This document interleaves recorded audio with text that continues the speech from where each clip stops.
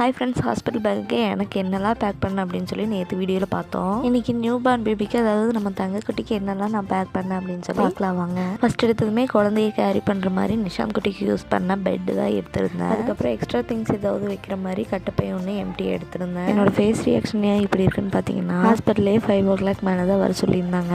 இருந்தாலும் நான் 3 மணிக்கே கிளம்பிட்டேன். எல்லாமே கரெக்டாக இருக்கான்னு ஒரு தடவை செக் பண்ணுறதுக்குள்ளே இந்த மொட்டமா கிளம்புன்னு ஒரே டார்ச்சர் பண்ணிட்டு இருந்தாங்க. அதுக்காக தான் டைம் நெருங்க எனக்கு ரொம்ப பயமாகவே தான் இருந்துச்சு.